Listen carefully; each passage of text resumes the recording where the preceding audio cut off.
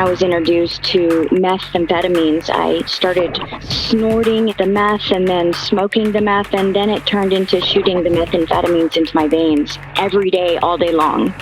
Real life starts now. This is Real Life Radio Show with Lay. I felt alone. I felt lost. I felt scared. Real stories. I was so desperate in living such a dark and callous life. Real people. I was thinking there was no purpose for my life. There's no reason for me to be here. Real problems. I told my dad, if you try to take these drugs, I'm going to kill you. One solution. God. Hope is a person, and his name is Jesus. And now your host, Lay. Hi, this is Evangelist Lay. Welcome to the Real Life Radio Show, where we're going to talk to real people who had real problems but found answers in a real God. Today, we're going to talk about drug addiction and how is it that people would continue to get involved with something that is so well known to be so addictive and a one-way street to destruction. And what is that? That's illegal drugs. Despite that being known, people still use it. Today, we're going to have Liberty Crouch Taylor. She's going to be sharing her life story of how she was addicted to drugs like crack cocaine and methamphetamines. She's going to share how she could not get away from these addictions until she had an encounter with Jesus Christ. Liberty, thanks for joining us. Thanks for having me. Liberty, thanks so much for sharing with us about your life story. I wanted to get started off at the beginning of your life. I understand when you only were like 2 or 3, your parents divorced, and there were times when you were babysat by some people, and they ended up secretly molesting you throughout your childhood, which is horrific. How did this affect you emotionally? Basically, I was suppressing the feelings of the events of being abused sexually for so long. It ended up in my early teenage years manifesting as rebellion towards my dad, who was raising my brother, sister, and I as a single father. And he was also struggling with alcoholism. So it's just suppressing the events itself eventually turned out to be acts of rebellion against all authority, anybody. Gosh, that makes sense. Because if you couldn't trust those who abused you, in your mind, you're going to be like, I can't trust people in authority. And I understand that in part of the rebellion, you got into drugs even at the age of 12. How did that begin and progress through your life? It started basically stealing cigarettes from my dad and then moving into, somehow I got interested in pot and then alcohol. It escalated to cocaine by the time I was 18, 19 years old, moving into club drugs when I was in my 20s. And then later, it was no longer just fun to do drugs. It became an addiction. I was addicted to crack cocaine. And then I was introduced to methamphetamines. I started snorting the meth and then smoking the meth, and then it turned into shooting the methamphetamines into my veins every day, all day long. Wow, that is so sad. Because you're such a young adult and you're completely attached to the drugs and their effects, it sounds. And my gosh, this is a moment when you are truly addicted. Is that right? Yes, you're absolutely correct. It became no longer a fun thing to do. It was what I needed every day to basically function, to wake up knowing that I needed to find the drugs, knowing that I needed to make money to get the drugs, knowing that I needed to just basically function out in the real world, either high or going through withdrawals. Every day was a struggle. Sheesh. So fun at first, but then like a chain around the brain in the end. I understand that drugs also attracted unhealthy relationships where you're doing drugs with certain boyfriends. And a boyfriend at that time led you to such an isolated life with him that there was a violent moment that changed your life because of the health of that relationship. Tell us what happened. On July 4th, 2010, the boyfriend I had at that time, we were intending to go camp out at the river because we were at this time now homeless, without money, without drugs, without friends, without anything. And we were going from shooting meth in your veins every day, all day to nothing. It does something to your brain. And I was barely 90 pounds at that time. And my boyfriend and I were driving down the road. The car somehow was not going towards the river as we planned. The car was actually turned around towards the highway. the opposite direction. And we were going down the road, and I had already been isolated, cut off from my family for years. My family didn't know if I was dead or alive. But driving down this road, eventually, wow, I started thinking, my dad lives down this road. Well, the boyfriend and I, we were arguing, fighting in the car. He pulls over, and it just so happens to be at the very exit where my dad lives off the highway. And he pulls over, and we're fighting, and he pulls me out of the car, and he's got his hands around my neck. And somehow his foot slips on some grass, and I get away, and I'm running down this old road where in the mountains there's nobody around, and I'm running down the road, and the boyfriend gets scared and takes off. So like he's not there anymore, but I'm like bloodied and 90 pounds and dirty and got track marks all in my arms and everything. I'm running down the road, and I just knew if I could just make it to my dad's house, I would be all right. But out of nowhere, I see this white van coming down the road my way. And I go into the middle of the road, and I'm like, help me, help me. And it just so happens it's a pastor. And, you know, pastors pray. And he pulls the car over, and I said, can you give me a ride right up the road to my dad's? He lives on top of the mountain. And the guy says, yes, yeah, I'll take you. And he never really said anything. He just let me talk. And he took me up to the top of the mountain where my dad lived. And my dad comes out of his house, and he saw me, and the pastor leaves, and my dad looks at me, and just my dad hadn't seen me in a couple years. So now here I am, showed up like this. And it's 4th of July. And I tell you, my dad, he struggled with alcohol. So when I showed up, he was already drinking. So that's the type of state of mind he was in. And basically I said, Dad, can I stay here? And he says, you can stay here, but I've already got plans. And he walks down the mountain, just leaves me right there outside. So now I'm by myself. Like there's nobody around. The pastor's gone. My dad's gone. I hadn't even made it inside the house. And I didn't know God. I wasn't taught of God.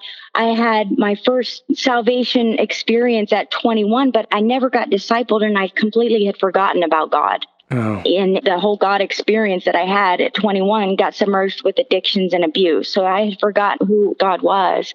But I dropped to my knees this day, and I cried out, and I said, God, if you're real, you've got to help me, God. And I was just tired, and I knew that there had to be something better. And so that was in 2010. And from that time, I was separated, just living with my dad for over a year and a half on top of the mountain. And that's where I got my sobriety. Gosh, that is amazing. But I understand that even though you discovered sobriety at your dad's, you discovered fear and paranoia that was left over in your life from your previous lifestyle being addicted to the drugs. Now, though you cried out to God for the first time in a long time, you were able to get free from the addiction to drug use, but you were still left with this huge feeling of paranoia that would often torment you. Tell us how that came to be. Yes, the aftermath of doing all these drugs was definitely paranoia and fear. And that was an obsessive thought that someone was going to come and attack me. Tell me more about this fear. How did this paranoia really look on a day-to-day basis?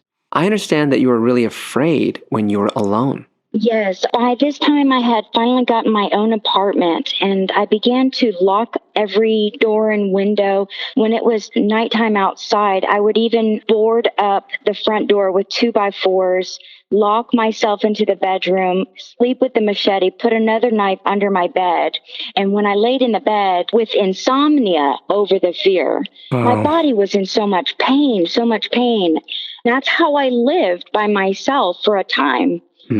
I understand that even though you initially called out to God, you still believed you were all alone and had to defend yourself against imagined attackers.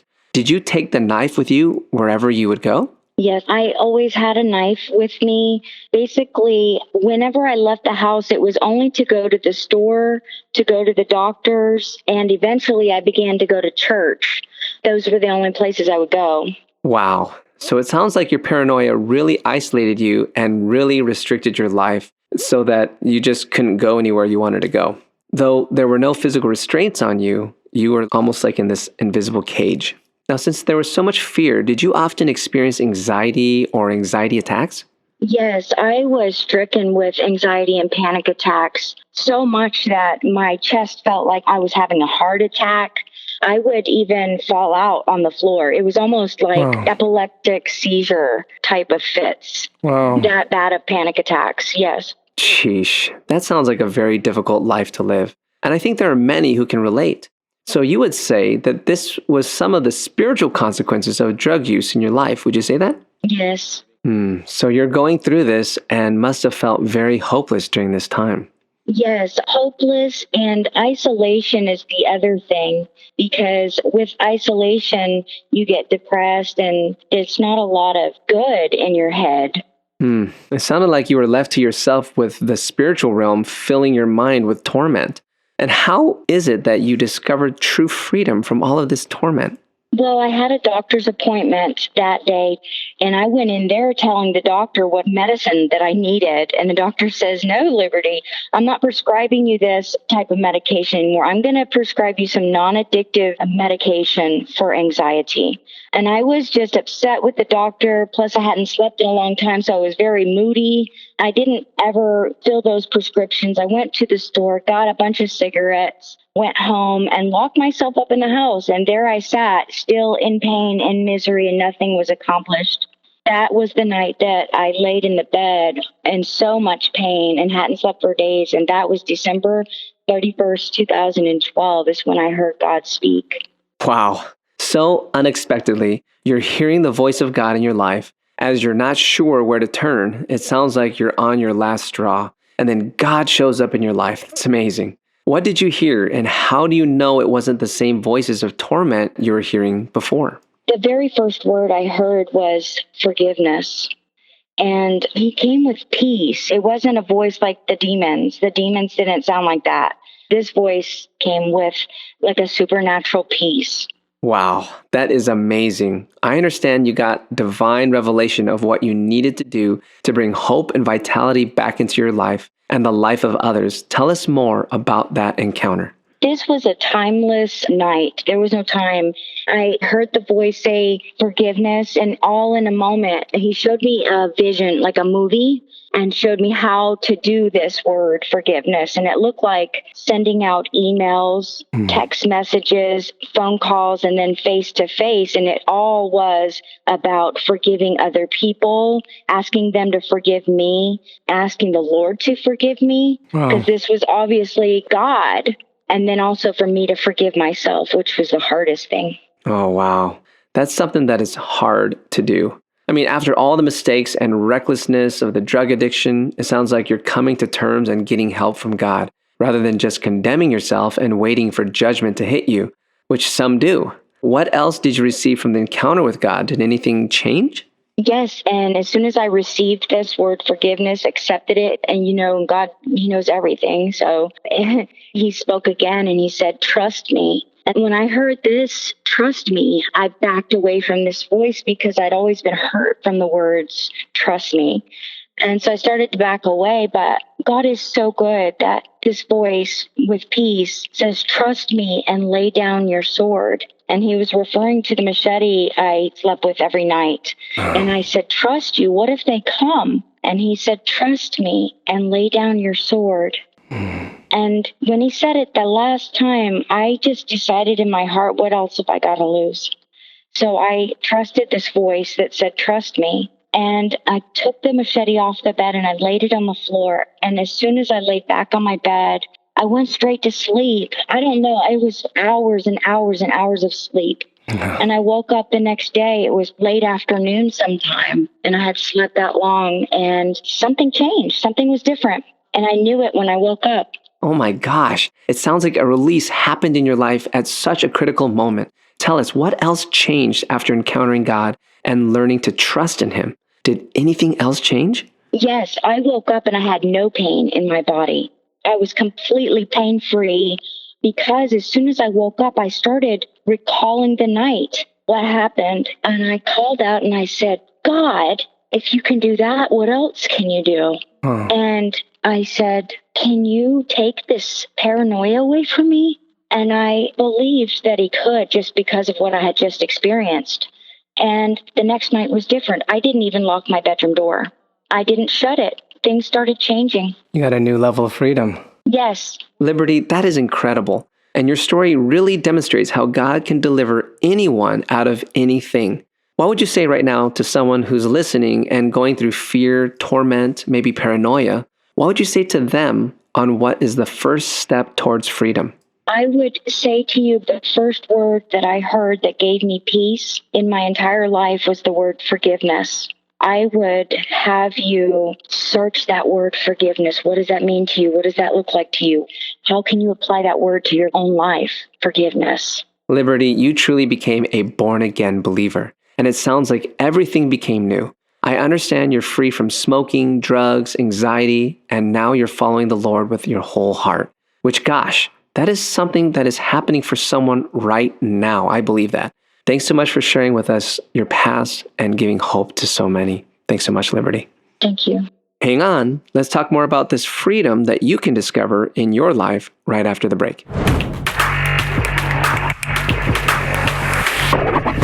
My friends, this is Evangelist Anlay, and I have a huge heart to study how Jesus is working in people's lives today and how he can change the lives of so many more. Will you partner with me to get this show on another radio station in a different state? Together, we're learning and demonstrating that Jesus is alive and touching lives everywhere. Help us to get out the good news. We're looking for monthly giving partners from $5 a month to $100 a month. Anything helps. You can learn more about this by going to awakeningthenations.com. That's awakeningthenations.com. Real Life Radio is a ministry of Awakening the Nations, a 501c3 nonprofit organization that depends on your donations. If you would like to find out more about Awakening the Nations or make a tax-deductible donation, please visit our website at awakeningthenations.com or call us at 877-480-4477. That's awakeningthenations.com or 877-480-4477. More Real Life starts now. Welcome back to the show. We're going to go deeper into what you just heard. So what do you think about this? What really sticks out to me in Liberty's testimony is the fact that she really struggled with so much paranoia after becoming sober. She describes it almost like being inside of an imaginary prison, but to her, it was a real prison. Bars that you could not see, and true feelings of fear pervaded her heart and mind. Now, not everyone can relate 100% to this, but I think we can all understand the reality that we can all have fear. And if we're not careful, fear can box us in and hold us down. Now, we can say that this is a condition that came specifically from the trauma of drugs from her past, and that is unique just to her. But I think we all know that we all struggle with fear. What is fear? Where does it come from? Can I share? Fear was never intended for you and me. It dates back to the fall of mankind, when Adam and Eve ate of the forbidden fruit from the ancient tree of the knowledge of good and evil.